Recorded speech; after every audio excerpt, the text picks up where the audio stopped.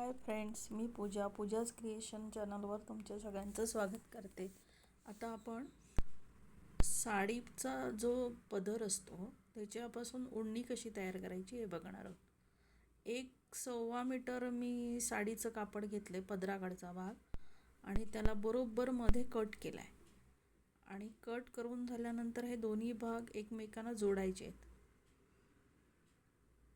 हे जोडून घ्यायचे आहेत। तुम्ही बाकीचे पण सगळे व्हिडिओ बघून घ्या, त्याच्यामध्ये मी रेकॉर्ड करताना मध्ये मध्ये खूप साऱ्या टिप्स दिल्या आहेत, स्किप न करता बघा म्हणजे तुमच्या लक्षात येतील। खूप सारं त्याच्यामध्ये ट्रिक्स शिकायला मिळतील। आता हा जोड आपण इनविजिबल करणार आहोत। ओपन बाजूकडनं जोडला आहे तो आता परत हे करून घ्यायचा, प्रेस करून जोडून घ्यायचा। त्यामुळे जोड कुठे मारला हे तुम्हाला दिसणार नाही। व्हिडिओ थोडा तुम्ही मोठा करून बघा, झूम करून बघा। थोडा कॅमेरा हललाय माझा।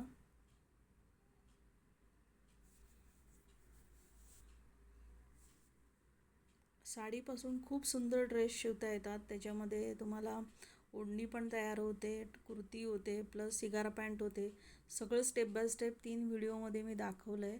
सिगारा पॅन्टचं कटिंग मी तुम्हाला लवकरच देणार आहे, पण मला ज्यांच्याकडनं कमेंट्समध्ये येईल की आम्हाला कटिंग दाखवा, त्यांच्यासाठी तेव्हाच मी तयार करणार।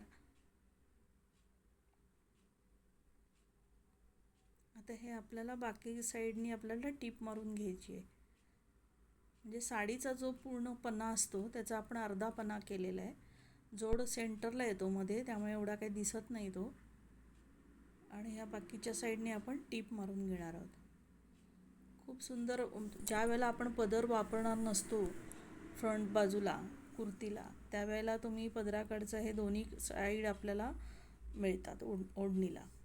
पण जर आपण कुर्तीला पदर वापरला तर मग मिडल प्लेसनी आपण 1.25 मीटर कापड जर मिळालं आपल्याला तर त्याचाही दुपट्टा करू शकतो। कुर्ती कशी शिवायची ते मी आधीचा व्हिडिओ पूर्ण दिलेला आहे, त्यामुळे प्रत्येक व्हिडिओला मी सगळ्या स्टेप्स दाखवलेल्या नाही आहेत। ह्याच्यावर तुम्हाला ह्या ड्रेसचा फक्त मी नेक कसा तयार करायचा आणि पॅटर्न दाखवला आहे, पण कुर्ती पूर्ण कशी स्टेप बाय स्टेप शिवायची माझ्या आधीच्या व्हिडिओमध्ये आहे, तुम्हाला ती पाहता येईल।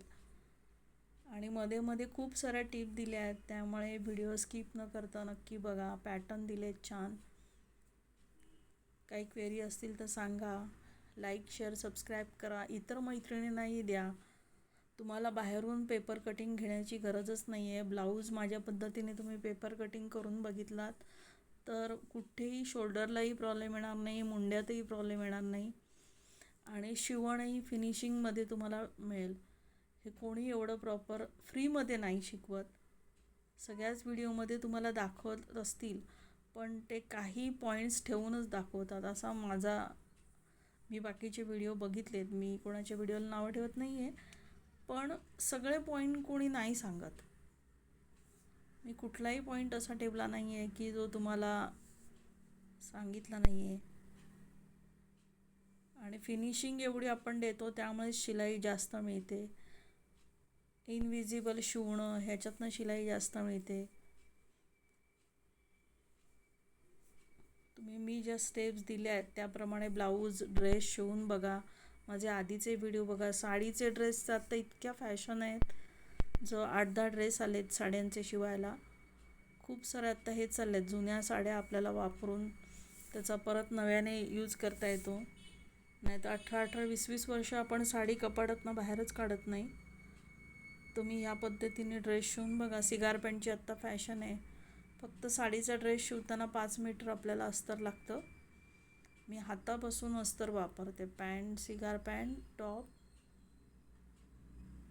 असे प्लेट्स शिवून आपल्याला पूर्ण हा तयार होतो। व्हिडिओ कसा वाटला नक्की सांगा। लाईक, शेअर, सबस्क्राईब करा। माझे आधीचेही व्हिडिओ न चुकता बघा, स्किप न करता बघा।